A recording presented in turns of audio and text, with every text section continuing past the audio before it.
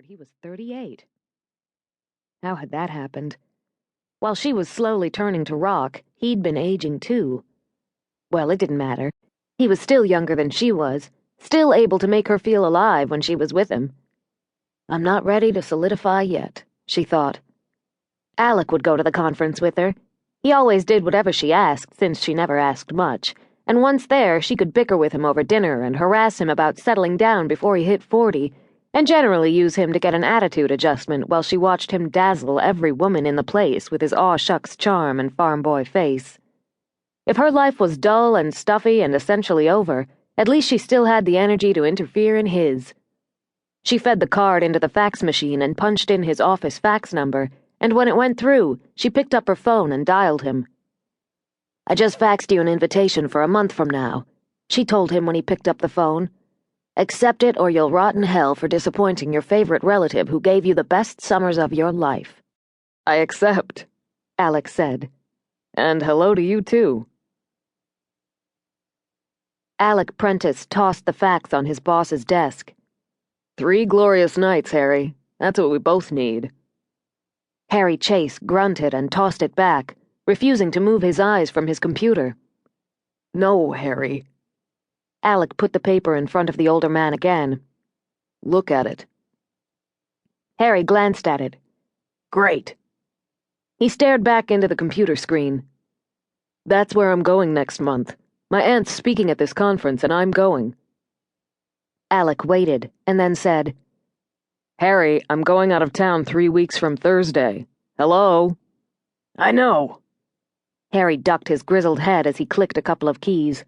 The computer screen flexed and rearranged itself, and Harry growled at it. Harry, Alec tried again. I know. Harry looked up from the screen. You're going to hear your aunt give a speech. You told me. I know. His eyes shifted back to the screen.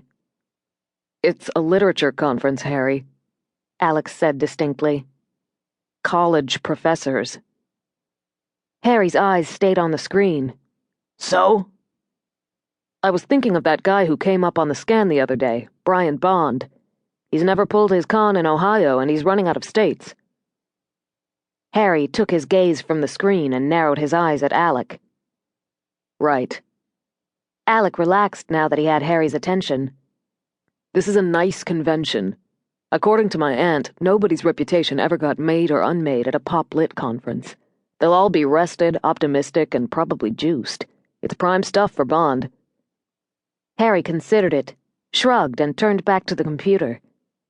It's a long shot. What's wrong with you? Alec surveyed the older man with disgust. You used to be the first one on the trail. I know you've got 20 years on me, but you can't be giving up yet. 2 years in front of a computer and all of a sudden you're not interested in actually nailing the bad guys? It's a long shot, Harry repeated. The database isn't.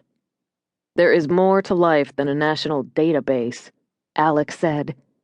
Not to my life, Harry said. Well, I wouldn't brag about it. Alec retrieved the announcement. Bond usually works with a woman, right? Harry punched a couple of keys, and the screen re-scrambled itself. Right, he said as he read the profile. A brunette. We don't have much on her. His last hit was in Nashville 3 months ago. Maybe she'll seduce me, Alec said hopefully. I'll wear my glasses. It's amazing how many people try to sell me things when I wear my glasses.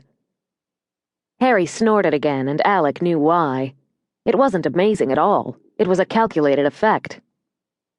He thought wistfully of how in the past he'd traded on his open face to perfect a doofus persona that included horn-rimmed glasses, a slightly vacant look in his eyes, and a smile reminiscent of an over-eager junior high kid. Conmen had rushed to sign him up. He'd bought lakefront property, oceanfront property, exciting stocks, miraculous bonds, and shortly after that, the conmen had gone to jail while Alex smiled blankly at them. It had been a great job, he thought now with some regret. He'd set his own hours and annoyed the hell out of self-important people who cheated little old ladies for a living.